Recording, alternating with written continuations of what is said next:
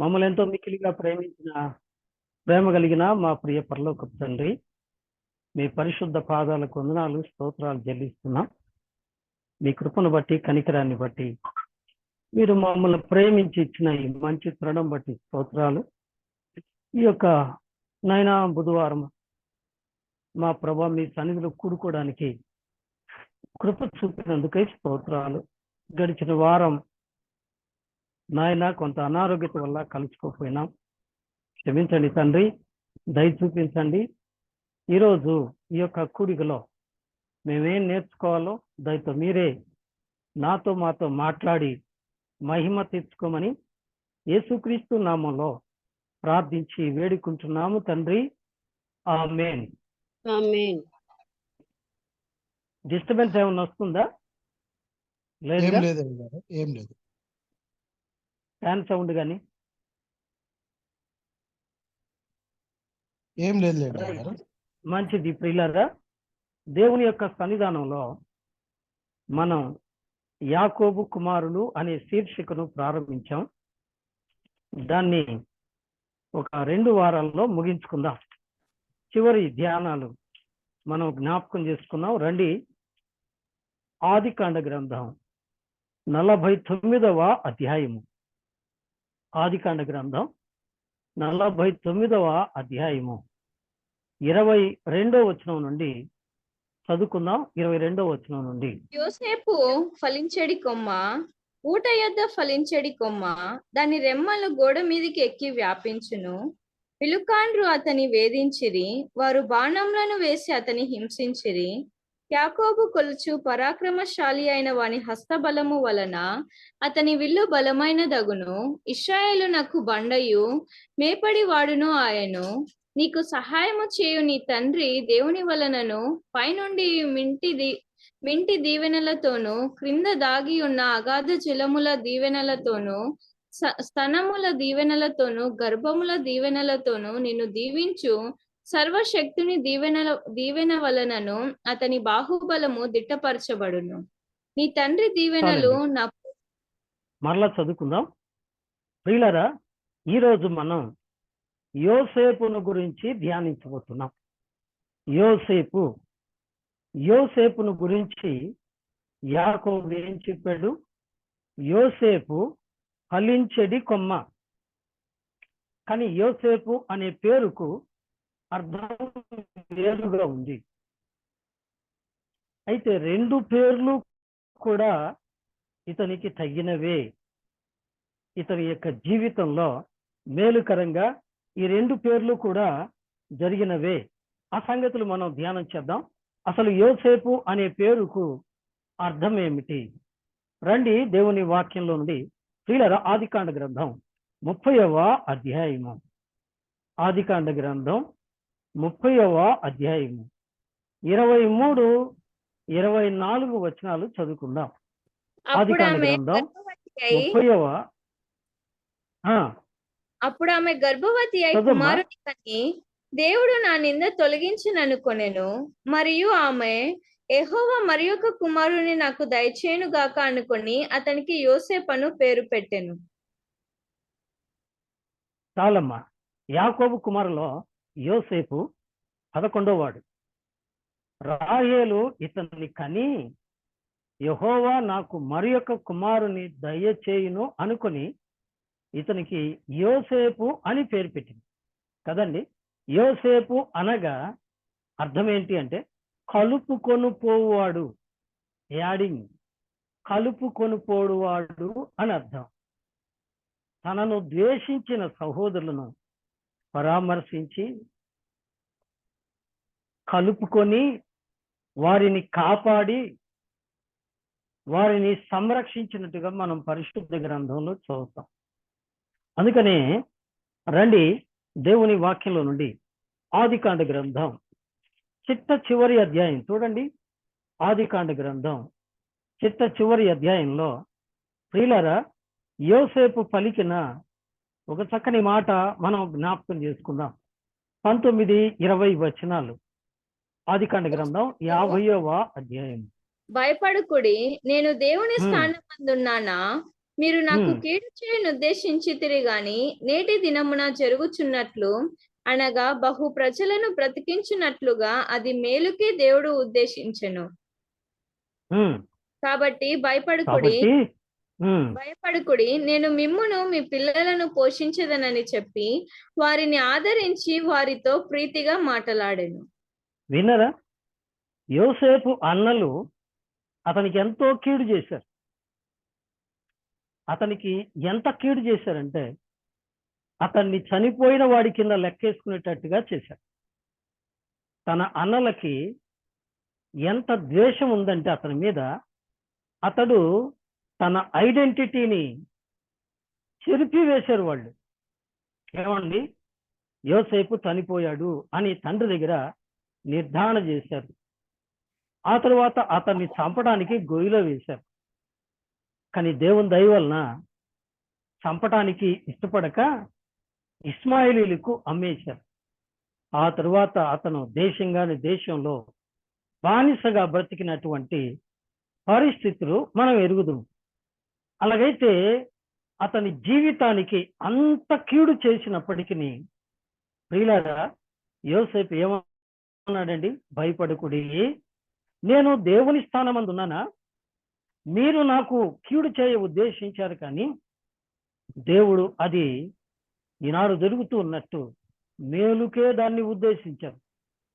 కాబట్టి నేను మిమ్మలను మీ పిల్లలను పోషించేదను. వినరా? తనకు ఎవరు కీడు చేశారో, తనకు ఎవరు అపాయం తీసుకొచ్చారో, తనకు ఎవరు శత్రువులుగా ప్రవర్తించారో, తనను ఎవరు నాశనం చేయాలని చూశారో వారికే మేలు చేశాడు. అందుకే ప్రియులారా, యోసేపు అనగా శత్రువును సైతం కలుపుకొనే పోయేవాడు. అయితే ఇక్కడ మనం ఒక పాఠం నేర్చుకోవాలి. యోసేపు మన ప్రభు అయిన యేసుక్రీస్తు వారికి ముంగుర్తుగా కనబడుతున్నాడు. యేసుక్రీస్తు వారు చెప్పారు, మీ శత్రువులను ప్రేమించండి కదండి. యేసుక్రీస్తు వారు చెప్పినటువంటి ఒక చక్కని పాఠం ఏంటంటే, మీ శత్రువులను ప్రేమించండి, మిమ్మలను హింసించు వారి కొరకు ప్రార్థన చేయండి అన్నారు కదండి. దేవుని యొక్క ప్రేమ అది. ఈ ప్రేమ యోసేపులో ఉంది. ఈ ప్రేమ దేవునిలో నుంచే యోసేపులోకి వచ్చింది.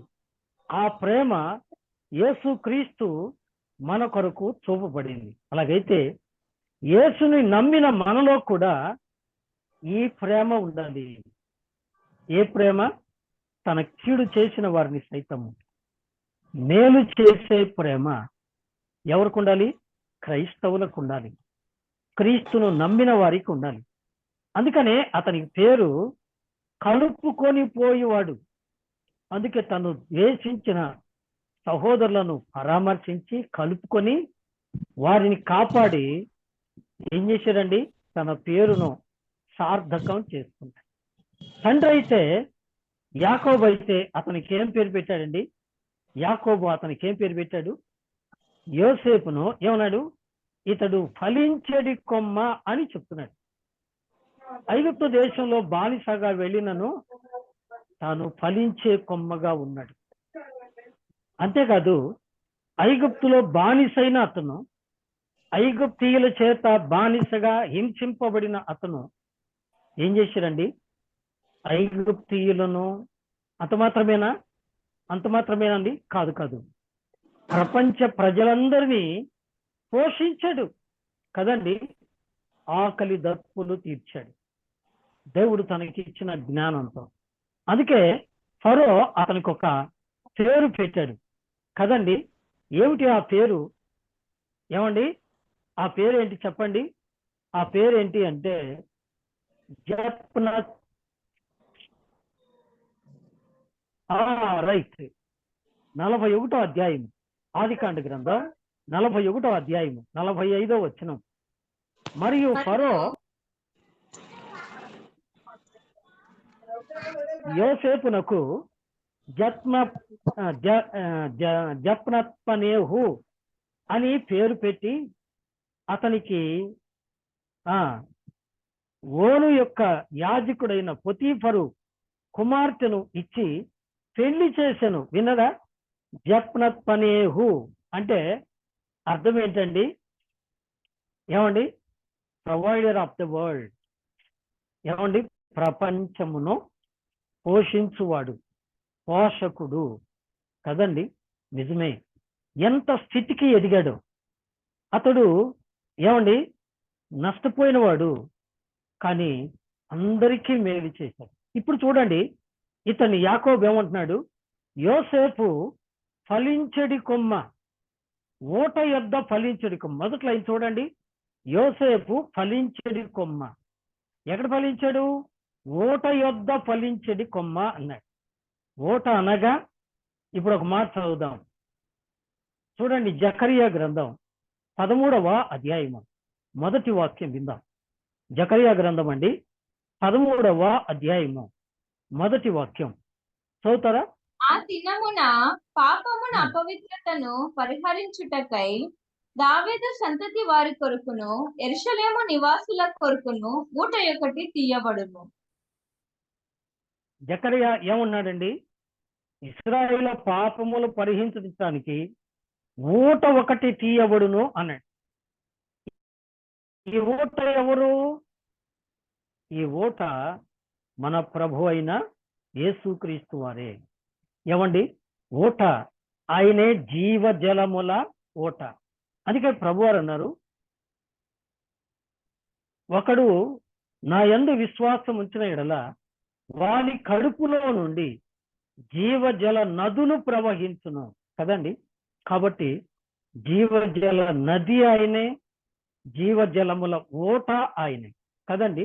కాబట్టి ఊట ప్రభువే, అంతేకాదు వాక్యము ప్రభువే. ఇప్పుడు రండి, కీర్తన గ్రంథం 1వ అధ్యాయము 2-3 వాక్యాలు విందాం. కీర్తన గ్రంథం 1వ అధ్యాయము 2-3 వాక్యాలు విందాం. ఆలోచన చెప్పున నడువక, పాపుల మార్గంన నిలువక, అపహాసకులు కూర్చుండు చోటను కూర్చుండక, యెహోవా ధర్మశాస్త్రం నందు ఆనందించుచు దివారాత్రము దానిని ధ్యానించువాడు ధన్యుడు. ఇక్కడ చెప్పబడిన మాట గమనించండి. ఏమంటున్నాడు? ఏమంటున్నాడు అనగా చూడండి, సారీ ఒక్క నిమిషం. 2వ వచనం, యెహోవా ధర్మశాస్త్రమునందు ఆనందించుచు, మొదటి మాట, దివారాత్రము దానిని ధ్యానించువాడు ధన్యుడు, 2వ మాట. 3వ మాట, అతడు నీటి కాలువల ఓరను నాటబడినదై ఆకు వాడక తన కాలమందు ఫలమిచ్చు చెట్టు వలె ఉండును, అతడు చేయునదంతయు సఫలమగును. వినరా? అతడు చేయునదంతయు సఫలమగును అంటున్నాడు. ప్రియులరా, ఈ మాటలు యోసేపుకు ఖచ్చితంగా సరిపోతాయి. ఊట యొద్ద ఫలించడి కొమ్మ. ఇక్కడేమన్నాడు? నీటి కాలువల యోరన నాటబడిన వాడై. వినరా? నీటి కాలువ లేదా నది లేదా ఊట అంటే ఏమనుకున్నామండి? మన ప్రభు అయిన యేసుక్రీస్తు వారే అనుకున్నాం కదండి. యేసుక్రీస్తు వారే ఆ ఊట, యేసుక్రీస్తు వారే ప్రియ దేవుని బిడ్డలారా ఆ యొక్క ఫలించడి ఊట. ఆ ఊట యొద్ద ఈ యొక్క యోసేపు ఏమండి ఫలించెను. ఊట యొద్ద ఫలించడి కొమ్మ. అంతేకాదు, దేవుని ధర్మశాస్త్రమందు దివారాత్రములు ధ్యానించుచు నీటి కాలువల యోరను నాటబడిన వాడై ఆకు వాడక. ఈ మాట చాలా అద్భుతమైన మాట, గమనించండి. ఆకు వాడక అంటే ఆకు ఎప్పుడు వాడుతుంది? ఏమండి? వెట్ట కలిగిన, ఇర్మియా గ్రంథంలో ఆ మాటలు చదువుతాం కదండి. వెట్ట కలిగిన, ఎండ వేడిమి తగిలిన, నీరు అందకపోయినా చెట్టు వాడిపోతుంది. కానీ ఆకు వాడక తగిన కాలమందు లేదా తన కాలమందు ఫలమిచ్చు చెట్టు ఎవరండి? యోసేపు. యోసేపుకు ఈ మాటలు ఎంతైనా సరిపోతాయి. అతడు ఏమండి వాడిపోలేదు, పాడైపోలేదు, పడిపోలేదు. అతడు ఫలిస్తూనే ఉన్నాడు. కొట్టారు, గుంటలో వేశారు, బానిసగా అమ్ముకున్నారు. బానిసగా కొనుక్కున్న వాడికి నష్టం లేకుండా తాను పొతీఫరుకు బానిసగా అమ్మబడి అతని రుణం తీర్చుకున్నాడు. అంతేకాదు, పొతీఫరు ఇంటికి వెళ్ళిన తర్వాత ప్రియులారా ఎలా జరిగింది చూడండి. ఆదికాండ గ్రంథం 39వ అధ్యాయం కదూ, 39వ అధ్యాయం మనం ఇలా చదువుతాం. ఏమండి, అతడు పొతీఫరు ఇంటికి వచ్చినప్పుడు ఎలా ఉంది అక్కడ సన్నివేశం? మొదటి వచనం, యోసేపును ఐగుప్తునకు తీసుకుని వచ్చినప్పుడు ఫరో యొక్క ఉద్యోగస్తుడును రాజ సంరక్షక సేనాధిపతి అయిన పొతీఫరునొకడు ఐగుప్తీయుడు అక్కడికి తీసుకొని వచ్చిన ఇస్మాయిలీల యొద్ద అతన్ని కొనెను. యెహోవా యోసేపునకు తోడై ఉండెను గనుక అతడు వర్ధిల్లుచు తన యజమానుడగు ఆ ఐగుప్తీయునింట ఉండెను. యెహోవా అతనికి తోడై ఉండెననియు అతడు చేసినదంతయు అతని చేతిలో యెహోవా సఫలము చేసిననియు అతని యజమానుడు చూచినప్పుడు వినరా, యెహోవా అతనికి తోడై ఉన్నట్ట కదండి. అతడు చేసే సమస్తాన్ని ఆయన ఫలింపజేసేట కదండి. ఎక్కడున్నా ఫలించాడు. అందుకనే ఒక్క మాటలో తండ్రి అయిన యాకోబు యోసేపును గురించి ఏమన్నారండి?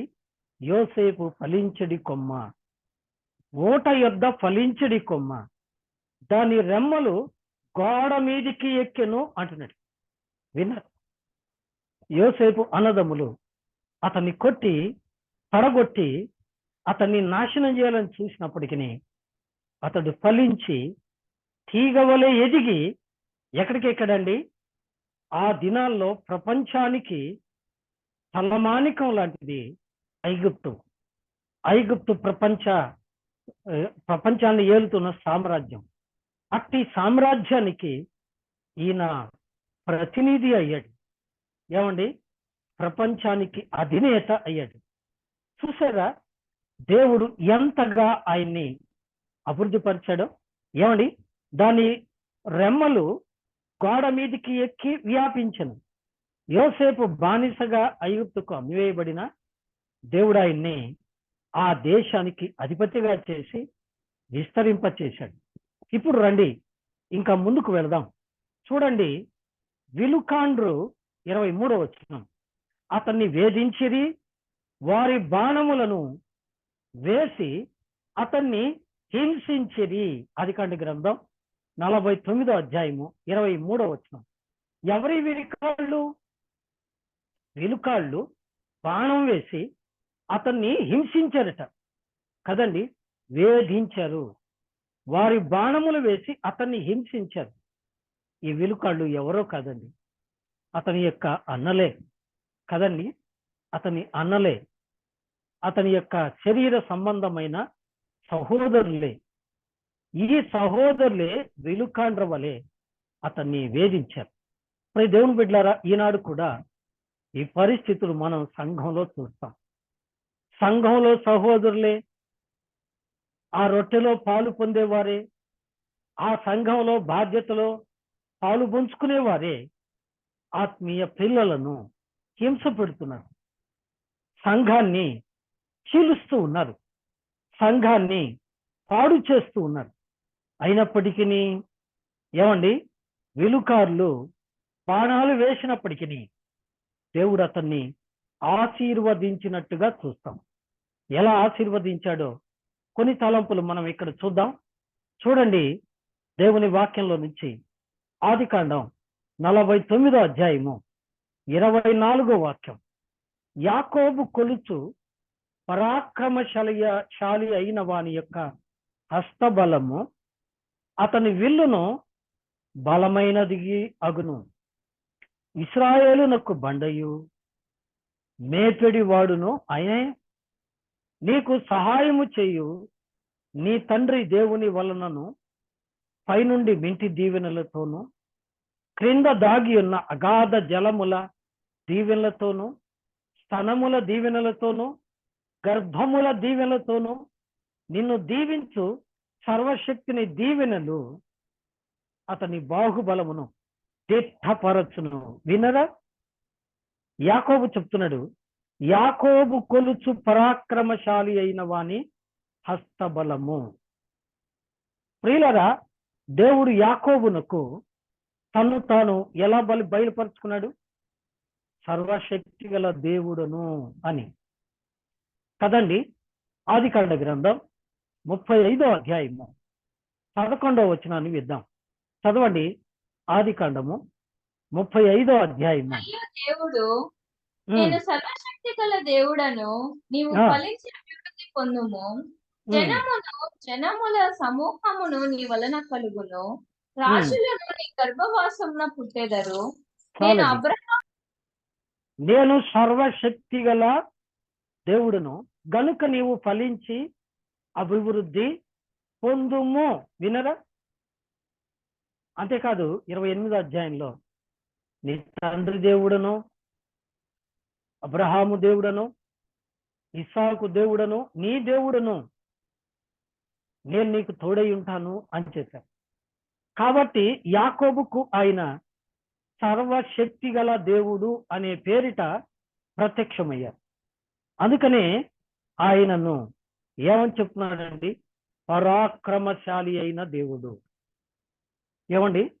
ఆ పరాక్రమశాలి అయిన దేవుని యొక్క హస్తబలము అతన్ని బలపరుచునుగాక అంటుంది.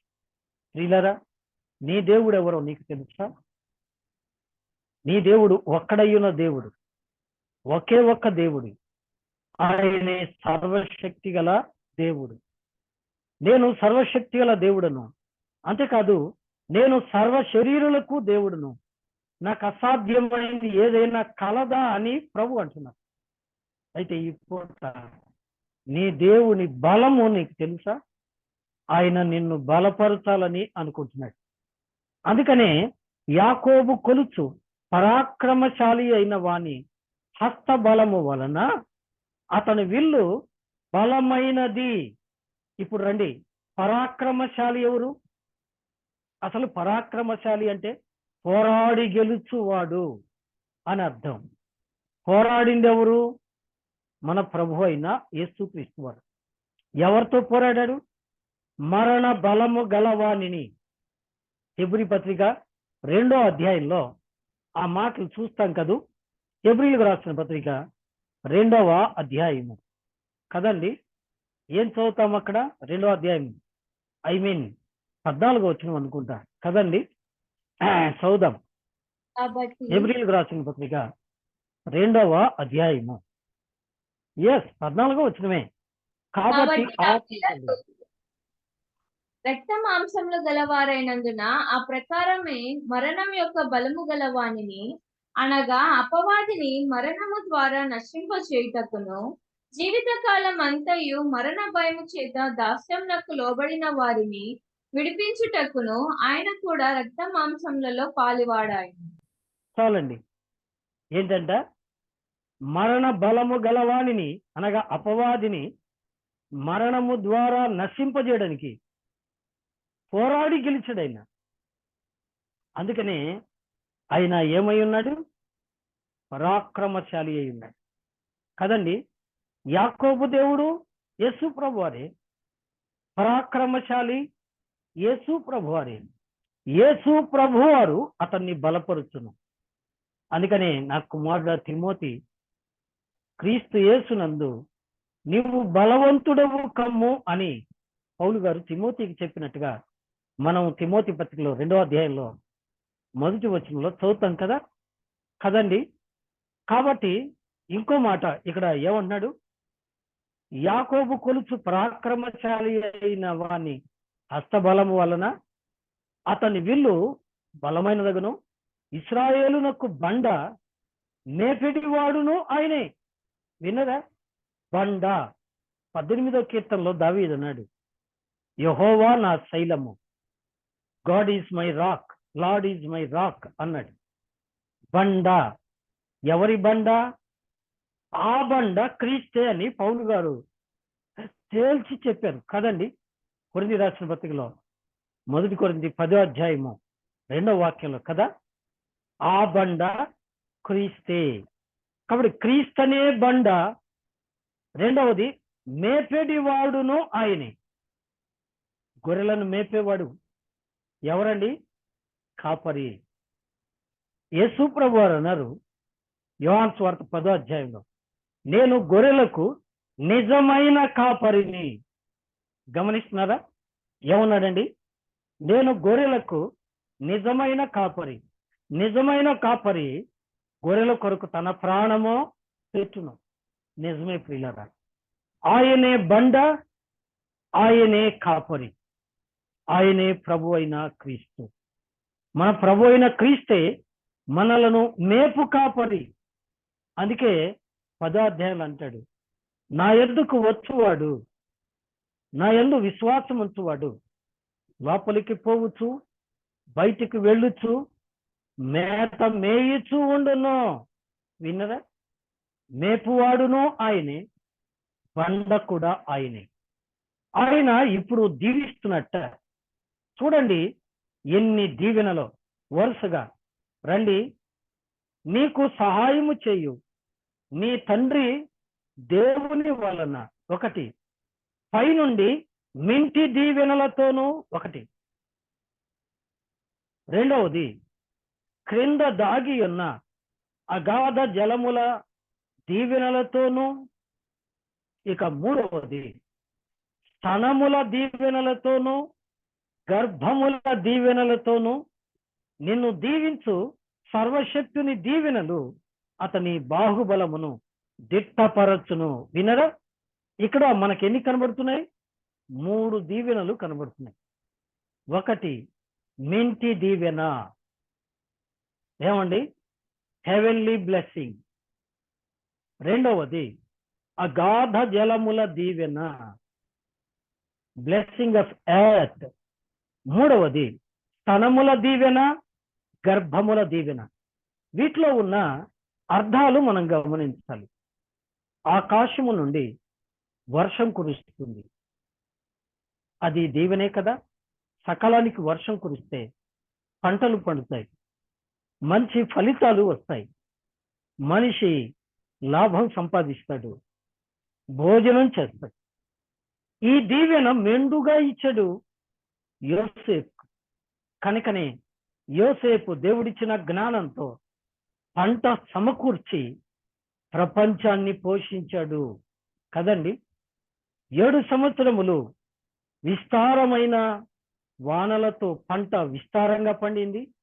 7 సంవత్సరములు పంట ఎండిపోయింది.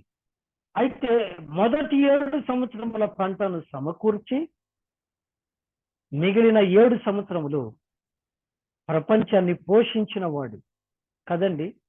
ఇది పైనుండి వచ్చు దీవెన కదండి.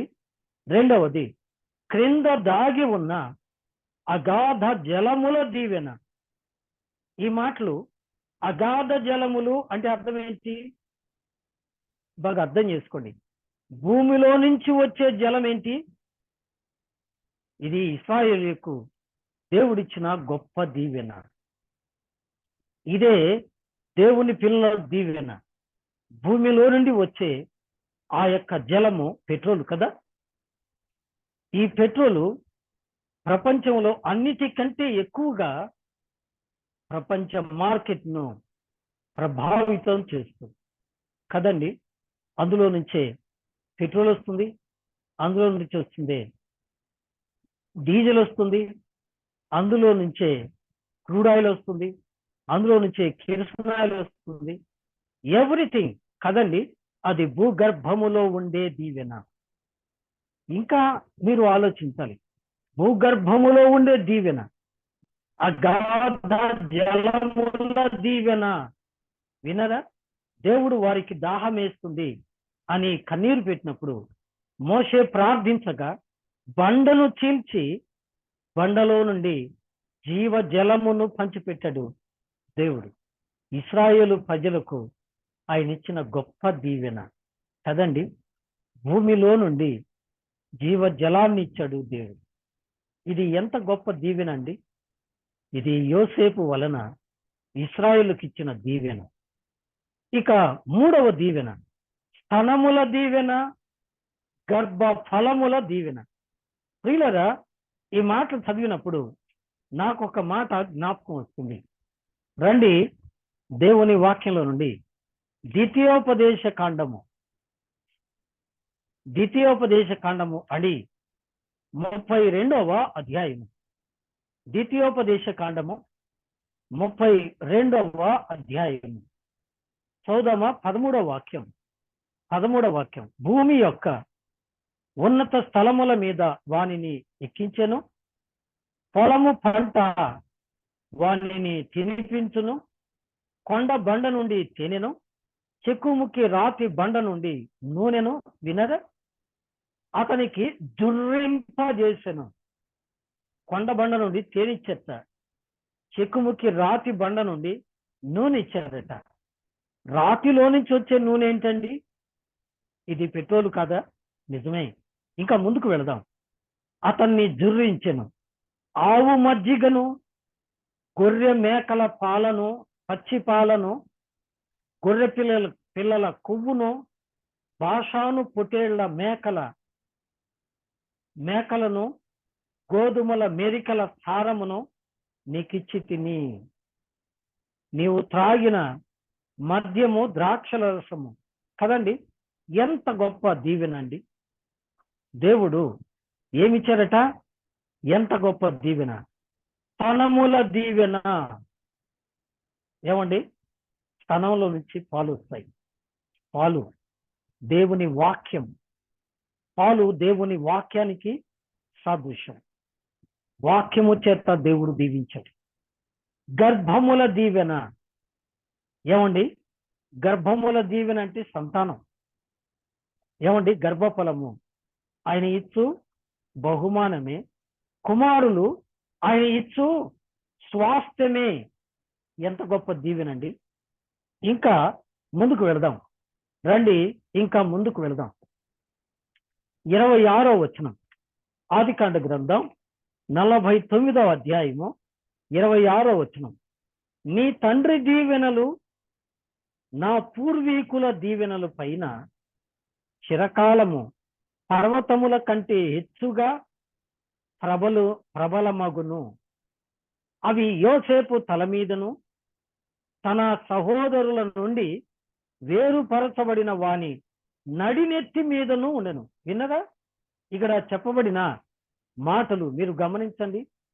తండ్రి దీవెన, పూర్వీకుల దీవెన ఎలా వస్తుందట? పర్వతముల కంటే హెచ్చుగా వస్తుందట. ఏమండి, ఇక్కడ మనం ధ్యానం చేసే మాటలు మీరు బాగా ఆలోచించాలి. పర్వతముల కంటే. ఏమండి, తండ్రుల ఆస్తి, పూర్వీకుల ఆస్తి. గమనించారా? తండ్రుల దీవెన, పూర్వీకుల దీవెన, అవి పర్వతాల్లాగా వస్తాయండి. ఈ పర్వతాలు అనే మాట ఎంత గొప్ప మాట తెలుసండి. పర్వతాలు అంటే కొండల్లో ఏముంటాయండి? మైన్స్ ఉంటాయి. ఇవి చాలా గొప్ప దీవెనండి. ఏమండి, కొండల్లో నుంచి మాకు దగ్గరలో మైనింగ్ చేస్తున్నారు. ఏం చేస్తున్నారండి? Granite mining. కోటీశ్వర్లు అవుతున్నారు కదండి. మరొక మాట, అందులో నుంచే ఏమండి ఇంకా రకరకాల లోహాలు వస్తున్నాయి. బంగారం కూడా కొండల్లో నుంచే వస్తుంది. మైనింగ్ లో నుంచే భూమిని తవ్వేకుంది, కొండలను తవ్వేకుంది, అందులో నుంచి బంగారము, ఇత్తడి, ఏమండి ఇవన్నీ వస్తాయి. ఇవి ఎవరి దీవెనలు? పూర్వీకుల దీవెనలు. ఇప్పుడు రండి, ఆదికాండ గ్రంథం అండి 3వ అధ్యాయం కదూ. 3వ అధ్యాయము 10వ వాక్యం నుండి 2వ అధ్యాయము 10వ వాక్యం నుండి చదువుకుందాం. మరియు ఆ తోటను తడుపుటకు ఏదెనులో నుండి ఒక నది బయలుదేరి అక్కడ నుండి చీలిపోయి 4 శాఖలైంది. మొదటి దాని పేరు షీహోను. అది హవీలా దేశమంతటి చుట్టూ పారుచున్నది. అక్కడ బంగారమున్నది. ఆ దేశము బంగారము శ్రేష్టమైనది. ఎక్కడుంది బంగారం? నది వస్తుంది, ఆ నది కింద ఉంది.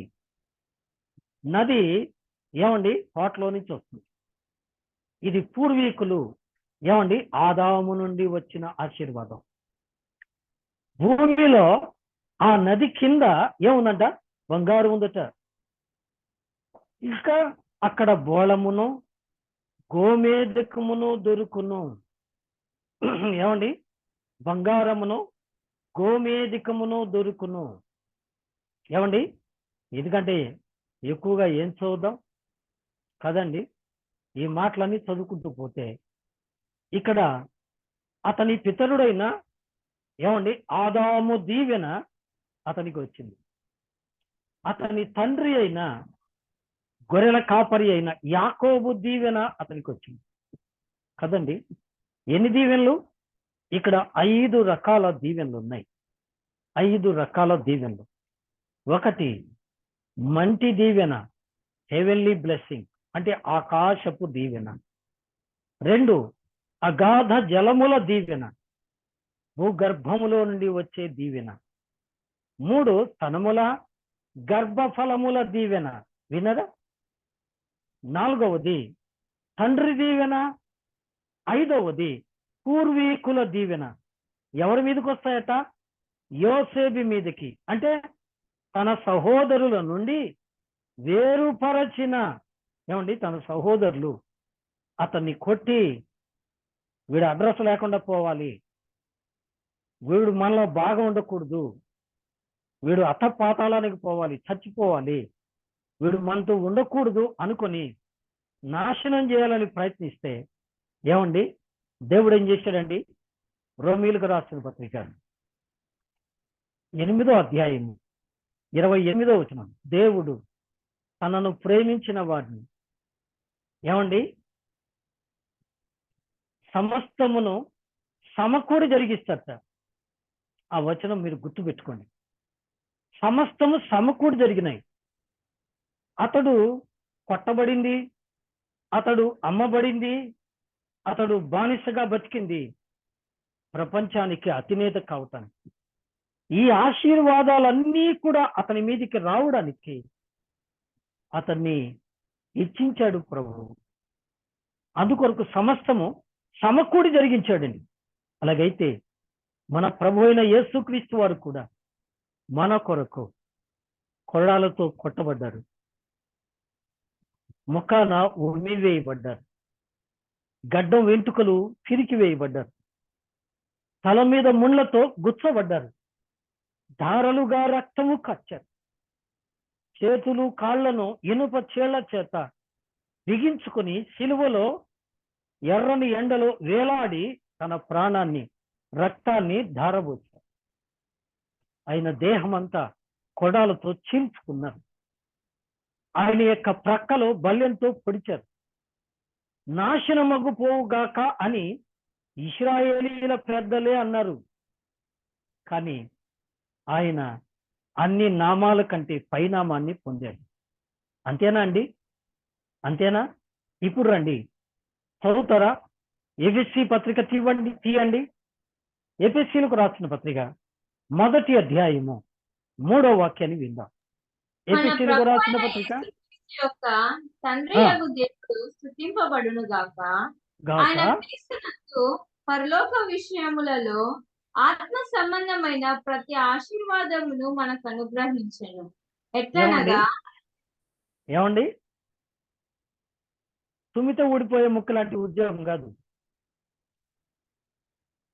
ఈరోజుండి రేపు పోయే ఆస్తి కాదు. ఏమండి ఈ పూట స్వస్థత వచ్చింది, మళ్ళా రేపు రోగం వచ్చింది, ఇంత మాత్రమే కాదు. పరలోక సంబంధమైన ఏమండి ఇక్కడ ఉండడానికి, ఇల్లు కట్టుకోవడానికి ఎన్నో తిప్పలు పడుతున్నాం. ఏమీ కట్టుకోకుండానే బంగారు వీధులతో రత్నాల గుమ్మములతో పరలోకంలో మన కొరకు నివాసాలు సిద్ధపరుస్తున్నాడు. ముత్యాల గుమ్మములు, రత్నాల ద్వారములు కదండి. ఆకలి ఉండదు, దప్పికుండదు, ఎప్పుడు నిత్యము జీవించు స్థలములో మనకు పాలిచ్చాడు. ఎక్కడండి? పరలోకములో. ఆ నిత్య రాజ్యములో నిత్యము జీవించు ధన్యత మనకిచ్చారు. అలా ఇవ్వడానికి మన కోసం ఆయన అన్ని శ్రమలు అనుభవించారు. సమస్తమును సమకూడి జరిగిచ్చారు. అలాగైతే ఇప్పుడు ఒక మాట నేను చెప్పాలి, చెప్పకపోతే నేను దోషినవుతాను. ప్రియులరా, రండి రోమీయులకు రాసిన పత్రిక అండి, రోమీయులకు రాసిన పత్రిక కదండి, 8వ అధ్యాయము.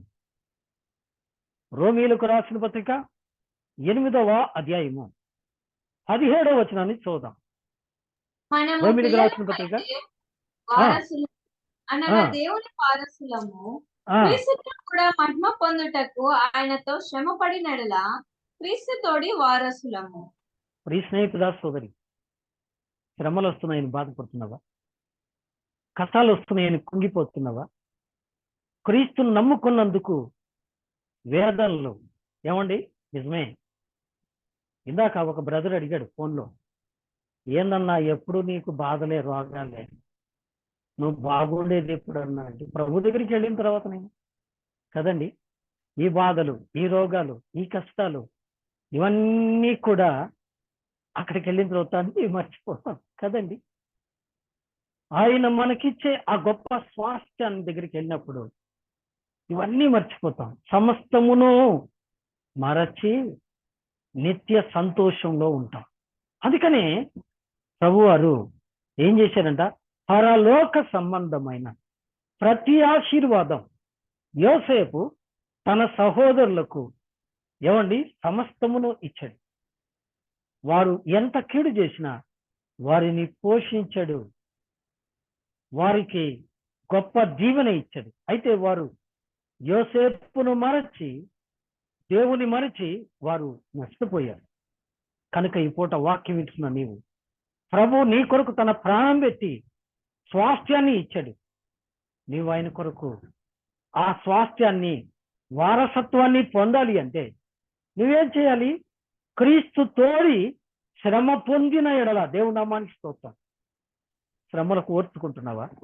కష్టాలకు ఓర్చుకుంటున్నావా? బాబు, అమ్మ, ఇక రండి, సమయమైంది, మనం ముగింపులోకి వెళదాం.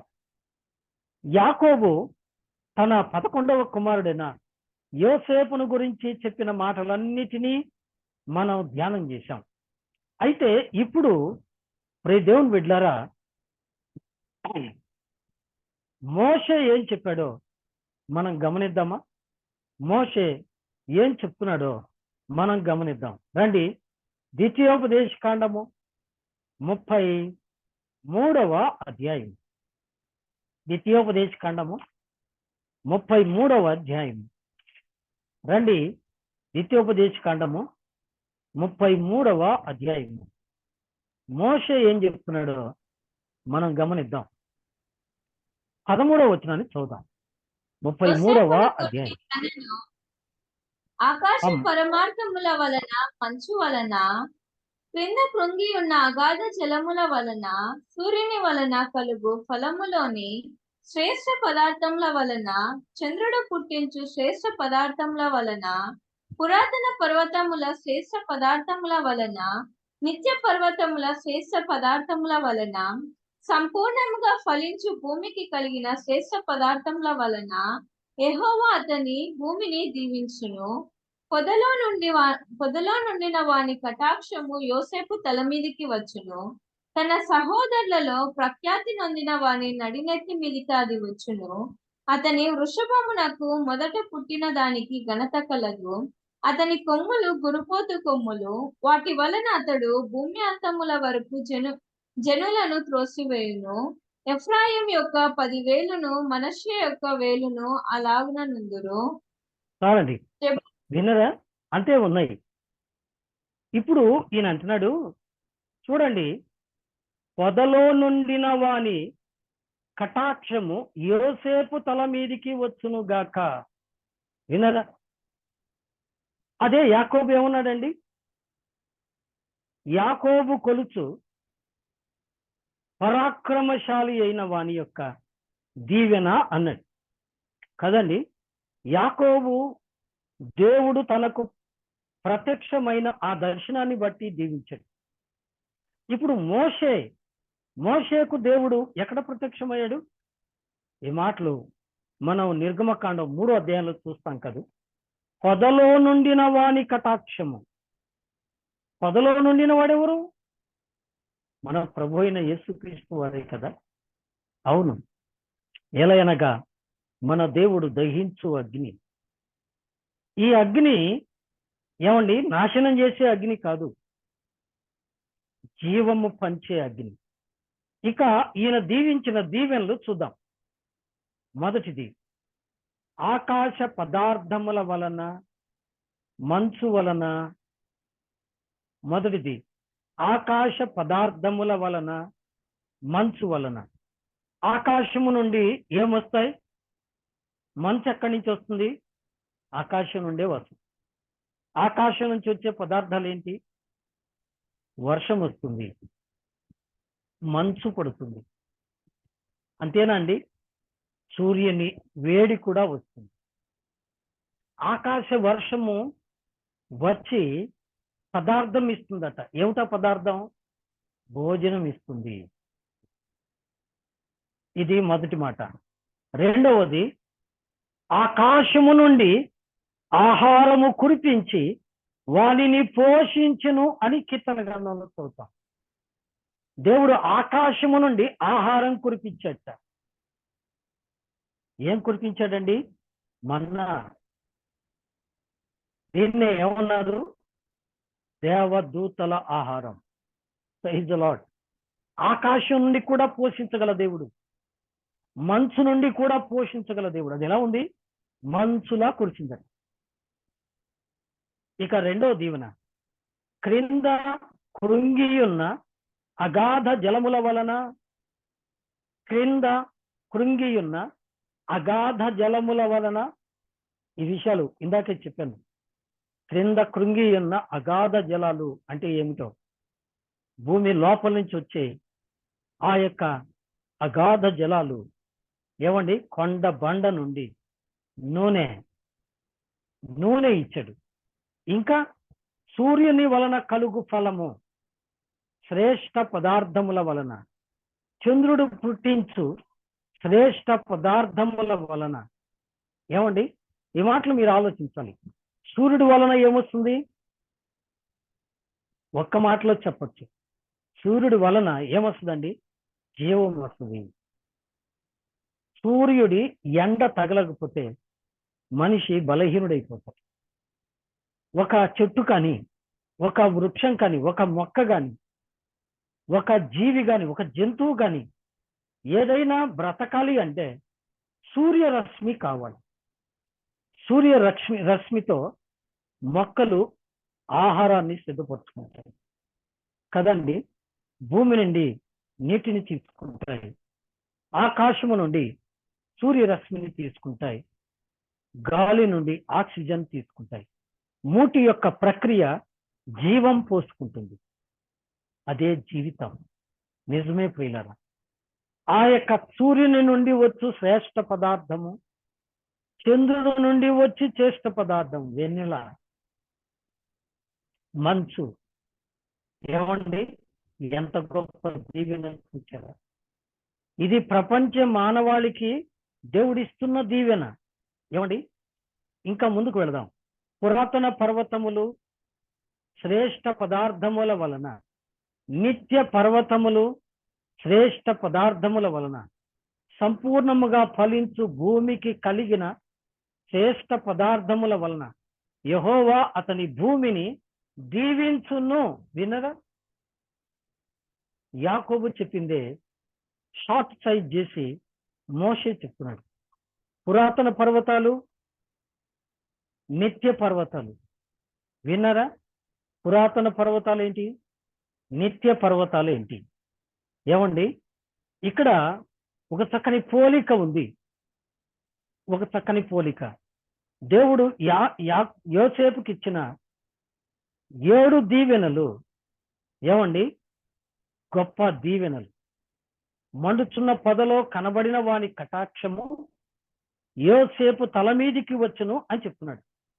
ఇక్కడ మండుచున్న పొదలో ఉన్న క్రీస్తు నుండి వచ్చే దీవెన ఏంటి?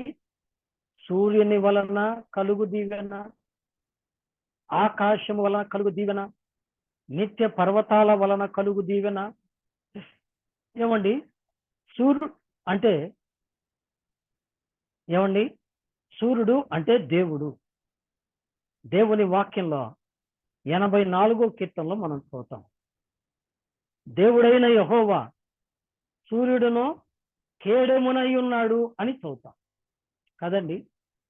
సూర్యుడు దేవుడే. మత్తయి సువార్త 17వ అధ్యాయంలో ఏమండి, రూపాంతర కొండ మీద యేసుక్రీస్తు ప్రభువారు ప్రార్థన చేయటం ప్రారంభించినప్పుడు ఆయన ముఖము సూర్యుని వలె ప్రకాశించును అని చూస్తాం. అంతేనా అండి? ఇంకో మాట, మలాకీ గ్రంథం చివరి అధ్యాయంలో మలాకీ ద్వారా దేవుడిచ్చిన వాగ్దానం, మీకు నీతి సూర్యుడు ఉదయించింది. ఎవరైనా దేవుడే, ప్రభువే. కాబట్టి సూర్యుడు ప్రభువు. విన్నరా? ప్రభు అయిన యేసుక్రీస్తు వారే ఆ సూర్యుడు. అయితే సూర్యుని నుండి కాంతిని సంగ్రహించి వెలిగిపోయే చంద్రుడు ఎవరు అండి? ఆయన ద్వారా వెలుగును పొందిన సంఘమే. ఆయనలో జీవం ఉండెను, ఆ జీవము మనుషులకు వెలుగై ఉండెను. ఆ వెలుగు లోకములోనికి వచ్చి ప్రతి మనిషిని వెలిగించుచుండెను. వినరా? ఆయనలో ఉన్న జీవం దేవుని బిడ్డల్లోకి వచ్చింది. వారు క్రీస్తు వలె ప్రకాశిస్తున్నారు. క్రీస్తులోనికి బాప్తిసం పొందిన వారు క్రీస్తును ధరించుకున్నారు, క్రీస్తు వలె ఉన్నారు. వారిని క్రైస్తవులు అన్నారు. అలాగైతే క్రీస్తును నమ్మిన వారే ఈ యొక్క సంఘం, వారే చంద్రుడు. ఇప్పుడు పర్వతములు ఎవరు? పర్వతములు పాత నిబంధన భక్తులు, కొత్త నిబంధన సేవకులు. ఎంత గొప్ప దీవెనండి! క్రీస్తు దీవెన, సంఘం దీవెన, పితరుల దీవెన, తండ్రుల దీవెన. ఎన్ని దీవెనలండి! వా, ఎంత గొప్ప దీవెనలు దేవుడు యోసేపుకి ఇస్తున్నాడు చూడండి. అవును, సృష్టి ఆది నుండి ఆయనను గణపరిచిన ఆయన భక్తులను సూచనగా ఈ యొక్క పర్వతాలు కనిపిస్తున్నాయి. వీటన్నిటి ఫలము దీవెనలు యోసేపు తల మీదకి వచ్చినట్లుగా మనం గమనిస్తున్నాం. నేను క్రీస్తును విశ్వసించిన వారు, క్రీస్తు యేసునందు నమ్మిన వారు, వారందరి తల మీదకి ఈ ఆశీర్వాదాలు వస్తాయి. చివరిగా ఒక మాట చదువుకుందాం. అపోస్తల కార్యముల గ్రంథం 3వ అధ్యాయము 26వ వాక్యం చదవండి. అపోస్తల కార్యముల గ్రంథం 3వ అధ్యాయము 26వ వాక్యం. దేవుడు తన సేవకును పట్టించి మీలో ప్రతి వానికి వాని దుష్టత్వము నుండి మళ్లించుట వలన మిమ్మల్ని ఆశీర్వదించుటకు ఆయనను మొదట మీ యొద్దకు పంపానని చెప్పాను. చాలండి. మీలోనున్న దుష్టత్వము నుండి మిమ్మలను మళ్లించి మిమ్మను ఆశీర్వదించుటకు ఆయనను మీ యొద్దకు పంపాను. ఆయన మనకు ఆశీర్వాదకర్త. ప్రభు అయిన యేసుక్రీస్తు వలన తండ్రి అయిన దేవుని నుండి పరలోక సంబంధమైన ప్రతి ఆశీర్వాదం మనకు. కాబట్టి ప్రియులారా, ఆశీర్వాదాల గంప యోసేపు. యోసేపే కాదండి, క్రీస్తునందు విశ్వాసం ఉంచి నమ్మకత్వం కలిగి ప్రభువు కొరకు శ్రమలలో నిలిచి గెలిచిన వారు కూడా ఈ ఆశీర్వాద గంపలే. ఆశీర్వాదాలన్నీ వారివి. అలాగైతే ఈ పూట యోసేపు వలె ఆశీర్వాదాలకు నువ్వు పాత్రుడువేనా? ప్రభు పరలోక సంబంధమైన ప్రతి ఆశీర్వాదం, భూలోక సంబంధమైన ప్రతి ఆశీర్వాదం, అంతేకాదు ఆకాశపు వాకిళ్లను విప్పి పట్టజాలనంత విస్తార దీవెనలు కుమరిస్తానని వాగ్దానం చేశారు కదా. అలాగైతే ఆ వాగ్దానాలు, ఆ ఆశీర్వాదాలు పొందడానికి అర్హతను సంపాదించుకున్నావా? ఆ అర్హత క్రీస్తులో ఉండాలి.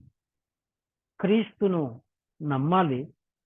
క్రీస్తు కొరకు నమ్మకంగా జీవించాలి. కడవరకు ఆయన కొరకు జీవిస్తే ఈ ఆశీర్వాదాలన్నీ నీవే. కాబట్టి యోసేపు మనకెన్నో గొప్ప పాఠాలు నేర్పు. కాబట్టి యోసేపును మాదిరిగా తీసుకొని మనం కూడా ప్రభువుకు నమ్మకంగా ఉండి దీవెనల పొందుట కొరకై ప్రభు మనకు సహాయపడును గాక. వచ్చే వారం బెన్యామీనును గురించి ధ్యానించుకుందాం. ఇంతటితో బెన్యామీనుతో యాకోబు కుమారుల ధ్యానాలు ముగుస్తాయి. వచ్చే వారం సకాలానికి ఆ భాగాన్ని చదువుకొని సకాలానికి రండి. దేవుడు మిమ్మల్ని అందరినీ నిండారుగా ఆశీర్వదించును గాక. ఆమేన్. ఆమెన్.